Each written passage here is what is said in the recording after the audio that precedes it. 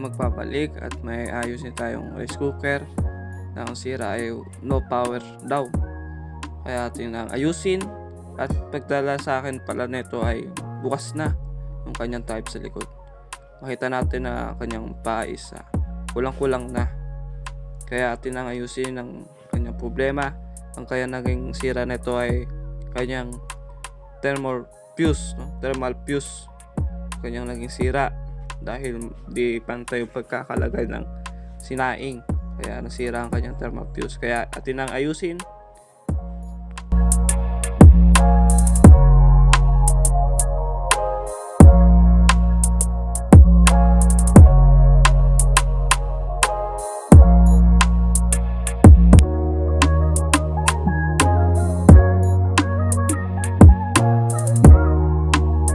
Ating ipapalit na thermal fuse ay nasa 10 ampere, same din sa dati, pero ang bumaba ang kanyang Celsius.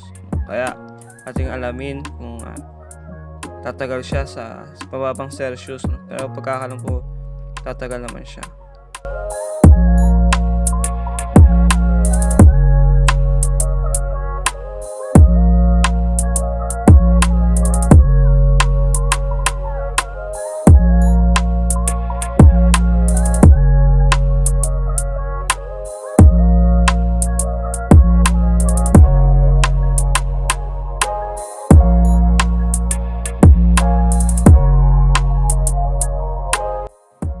Ay, ito na po, natanggal na po natin yung thermal fuse na luma.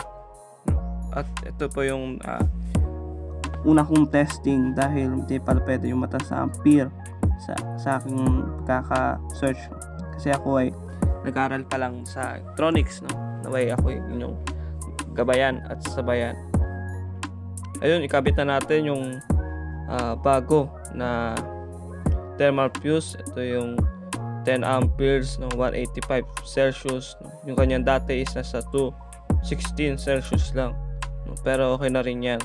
Kaya atin na ikabit sa kanyang rice cooker para matesting na natin kung gumagana nga talaga.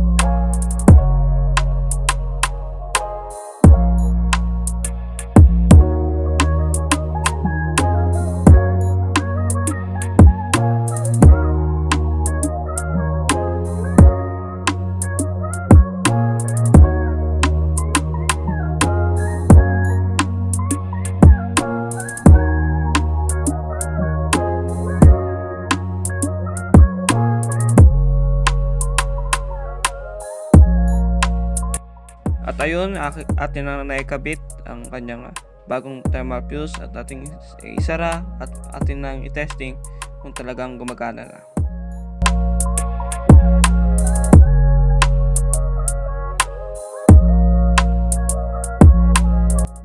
Ayun, at atin nang isaksak para matesting na natin yung kung gumagana na ang ating ginawa na rice cooker.